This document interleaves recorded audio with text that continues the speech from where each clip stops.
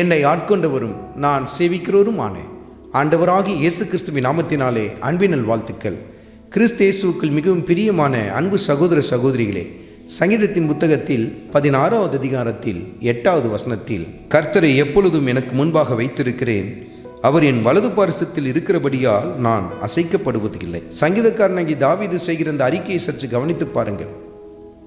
நீங்களும் நானும் கூட இந்த வசனத்தை பலமுறை உச்சரித்திருப்போம், பலமுறை நம்ம சொல்லியிருப்போம், பலர் உச்சரித்து அவர்கள் அறிக்கையிட்டதையும் நாம் கேட்டிருப்போம்.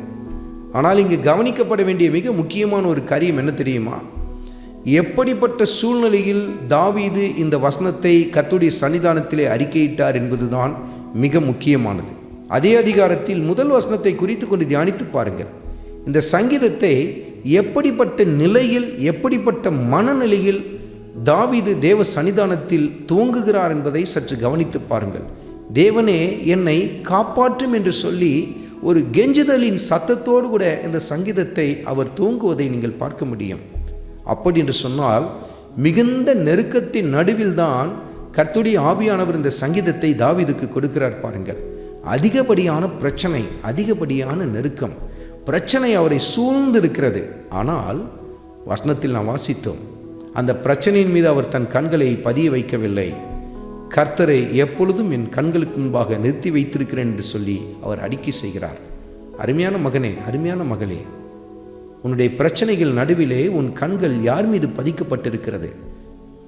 பிரச்சனையை கொண்டு வருகிறவர்கள் மீதா, அல்லது பிரச்சனைகள் மீதா, நெருக்கங்கள் மீதா, அல்லது ஆண்டவர் இயேசு கிறிஸ்துவின் மீது உன் கண்களை நீ பதிய வைத்திருக்கிறாயா? சற்று நம்மை நிதானித்து பார்ப்போம். நம்முடைய வாழ்க்கையில் பல சமயத்தில் பலர் செய்கிற காரியம் என்ன? பிரச்சனைகள் என்று சொல்லி ஒன்று எழும்பிவிட்டால் அதை பற்றியே பேசிக்கொண்டிருப்பார்கள், அதை பற்றியே யோசித்து கொண்டிருப்பார்கள், அதை தான் மற்ற உள்ளத்தில் சொல்லிக்கொண்டே இருப்பார்கள். ஆனால் கர்த்தருடைய ஆவியானவர் உங்களோடு கூட இடைப்படுகிறார். மகனே, மகளே, உன் பிரச்சனைகள், போராட்டங்களை குறித்து பேசுவதை நிறுத்திவிட்டு, அதை உன் கண்களுக்கு முன்பாக நிறுத்திவிட்டு என்னை உன் கண்களுக்கு முன்பாக நிறுத்தி என்று சொல்லி கர்த்தருடைய ஆவியானவர் சுட்டி காட்டுகிறார்.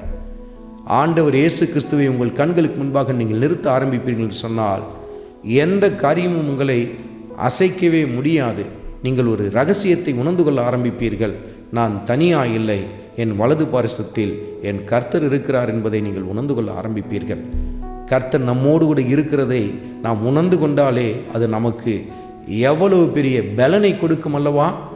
உங்களோடு கூட கர்த்தர் இருக்கிறார். உங்கள் பிரச்சனை நீங்கள் தனியாய் சந்திக்கவில்லை, மாறாக ஆண்டவர் இயேசு கிறிஸ்துவோடு கூட தான் சேர்ந்து நீங்கள் சந்திக்கிறீர்கள்.